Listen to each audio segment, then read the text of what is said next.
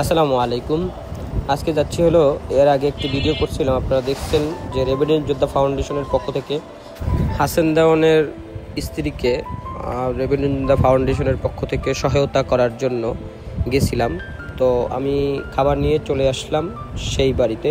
আলহামদুলিল্লাহ হলো যে হাসান দেওয়ানের স্ত্রী, তিনি এই ঘরে বসবাস করে, আর তার ভরণ পোষণ করার জন্য খুবই কষ্টকর, আর এর ইনকামের জন্য কোনো লোক নাই যে এইভাবে করবে। তো আমি রেভিডেন্ট যোদ্ধা ফাউন্ডেশনের অনুরোধ করছিলাম যে তাকে সহযোগিতা করার জন্য। তারপরে রেভিডেন্ট যোদ্ধা আসলে তারা সবসময় ভালো কাজে এগিয়ে আসে।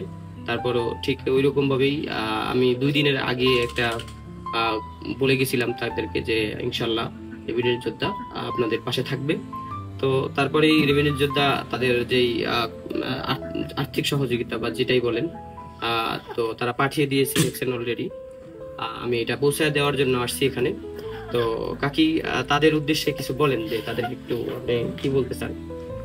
বলতেছে আমি তো অসহায়, স্বামী নেই, ছেলে নেই, খাই ওই মেয়েদের যা কাম করে ওই মেয়েদের খাই খাই অনেক কইতো আজ্ঞা নিয়ে করে তুই এখন থাকবে পুরুষে খাইতে না, হয়তো সাধারণ সে একটা মহিলা। তাদের জন্য একটু দোয়া করবেন, আর আপনার পাশে যে সব সময় থাকতে পারে, সব সময় যে আপনাদের পাশে থাকবে ইনশাআল্লাহ। দোয়া করে দিবেন। খাদুর বাতা যে গরুটা একটু আমি হালাম না, তুই আমি খাদুর বাতা যে গরুটা তুমি আমার দিনে থাকবে, আমি তোমাকে সব থেকে বড় ছোট একটা দিয়ে দিকে ওই জায়গাতে দেওয়াই অরে এনে থাকবো, তা খাইবো। ছেলে তো একটা নাই খোঁজ খবর, ওই একটা হয় খায়, ওই একটা খাই জানি